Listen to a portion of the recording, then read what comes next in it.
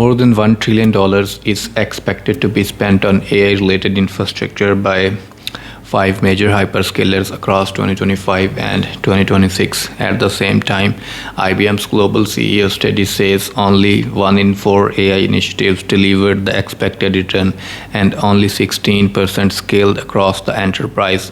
So, is AI the next industrial revolution or the biggest technology bubble since .com?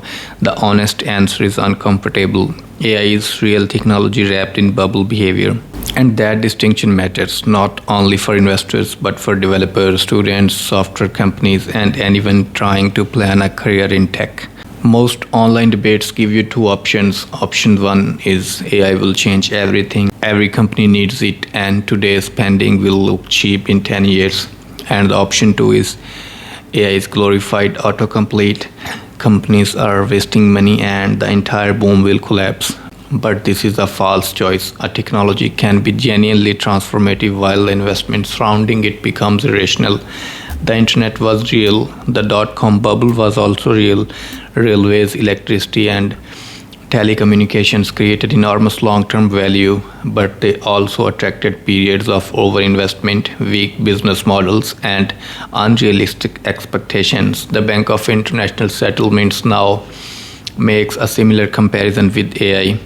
Genuine breakthroughs can attract more capital than the commercial returns ultimately justify. To surround this AI bubble, we need to separate three questions.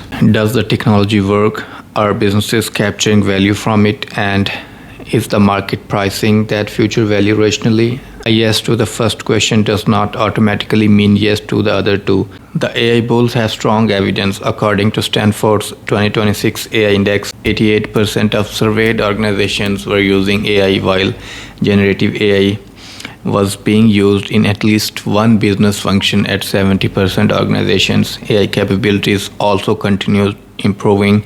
On the OS World Computer Use Benchmark, agent performance increased from roughly 12% to around 66%. That is not a fake progress, but even on that structured benchmark, agents were still using and failing roughly 1/3 of attempts. The AI skeptics also have strong evidence. Most companies have not converted that adoption into large enterprise-wide financial results. Agents remain limited in real business development, and infrastructure spending is growing faster than proven returns. So both sides are looking at real numbers. They are simply answering different questions. One side is measuring capability and adoption, and the other is measuring economics and reliability. Let's begin with software development because this is where the claims are often most extreme. You will hear that AI makes every developer 2 times faster. You will also hear that AI coding tools are useless and only create bad code. Neither statement survives serious scrutiny. A randomized controlled study involving 96 Google software engineers estimated that AI assistants reduce the time required for a complex enterprise-grade task by about 21%. Although the confidence interval was wide, and this is a meaningful gain. But another randomized study by METR produced the opposite result. 16 experienced open source developers completed 246 real tasks in mature repositories they had worked on for years. With early 2025 AI tools available, they took 19% longer. Before the experiment, the developers expected to make them 24% faster. Even after the experiment, they believed AI had made them 20% faster. Their perception and measured performance moved in opposite direction. Now, this does not proves that AI slows down most developers. METR explicitly warns against that interpretation.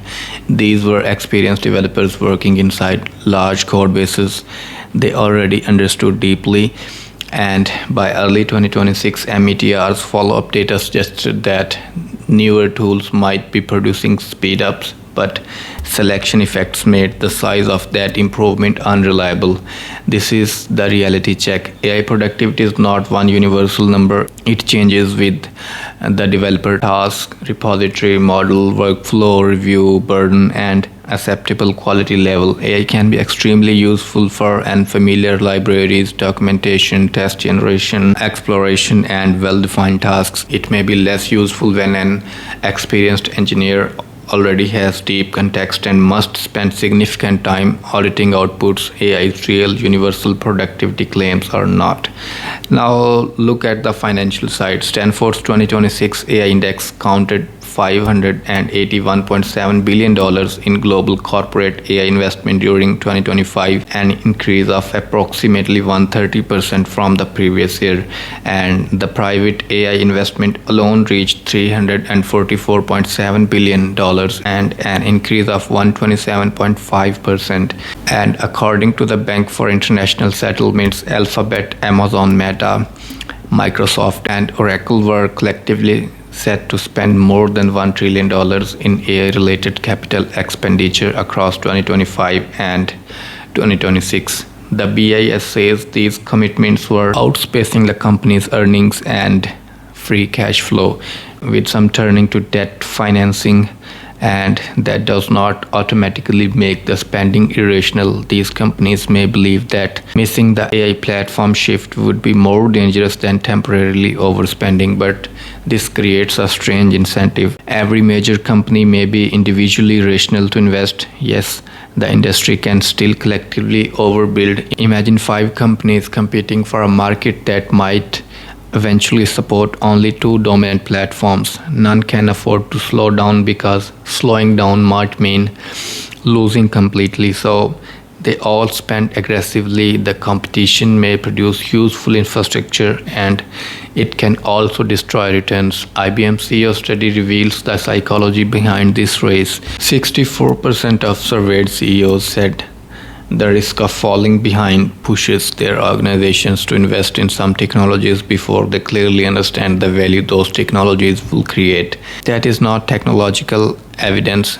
That is a FOMO with balance sheet. IBM surveyed 2,000 CEOs globally. They reported that only 25% of AI initiatives had delivered the expected ROI over the previous few years. Only 16% had scaled enterprise-wide.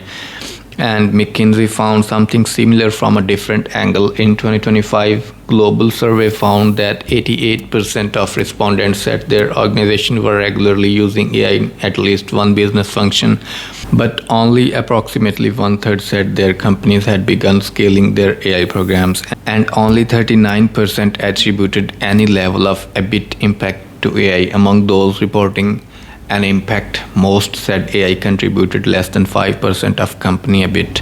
Think of it like this: buying a gym membership is adoption, visiting the gym twice is experimentation, following a program for 6 months is scaling, and becoming healthier is ROI. Companies often announce the gym membership as if they have already achieved the result. An employee using ChatGPT to draft emails is AI adoption. A developer using an assistant to generate tests is AI adoption, but enterprise value requires much more reliable access to company data and integration with the existing software, permission, security, monitoring, evaluation, legal approval, employee training, workflow redesign, and someone who is accountable when the system fails. A successful demo may take 1 week. Converting that demo into a dependable production system can take months or fail completely.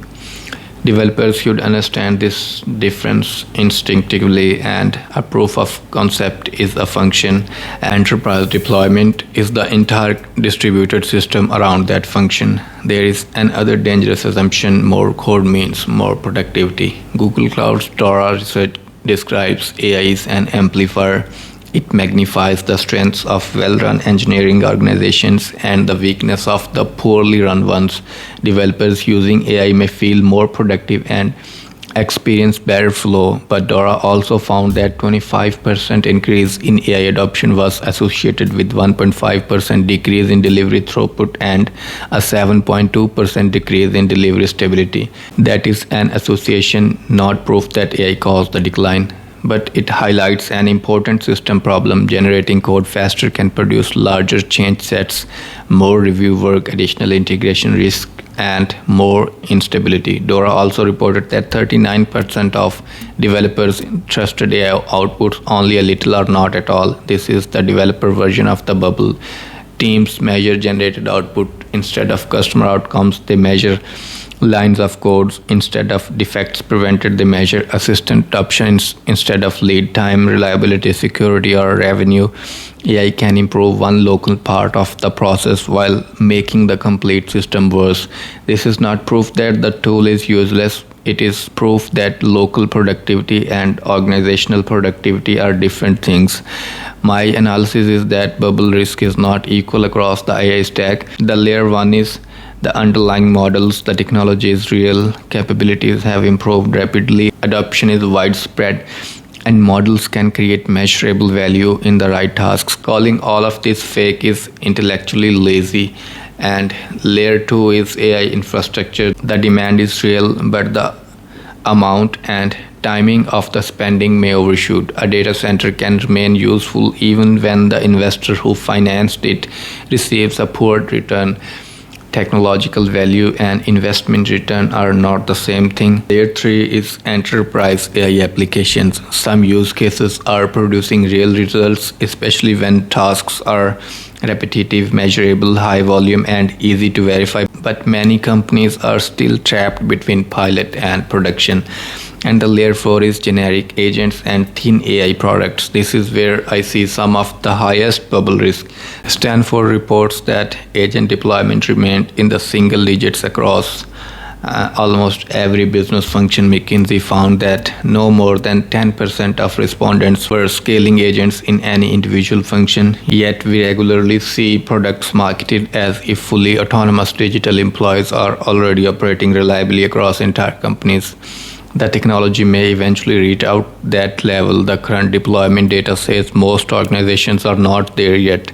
And a startup whose entire advantage is one prompt, one model API, and a polished interface may find it feature absorbed into a larger platform. For developers, the worst response is to choose one extreme. Do not assume the bubble will collapse and AI skills will become more irrelevant, and do not assume AI will make engineering fundamentals irrelevant. Both bets are dangerous. Companies may not immediately eliminate entire engineering departments, but they will increasingly expect developers to use AI where it creates value. At the same time, faster code generation will increase the value of people who can judge whether that code belongs in production. The skills becoming more valuable are problem definition, system design, testing and evaluation, code review, security and privacy, data architecture, observability, understanding business workflows, and taking responsibility for the final result. The valuable developer is no longer simply the person who can type the solution fastest. It is the person who can decide what should be built, provide the correct context, evaluate the output, identify failure modes, and connect the technology to an actual business result. Here is what I would do as a developer or CS student. First, measure AI on your own work. Choose recurring tasks and track the time saved, corrections required, defects introduced, and final quality. Do not trust a productivity feeling. Measure the result. Second, build a strong verification layer. The cheaper generation becomes, the more valuable verification becomes.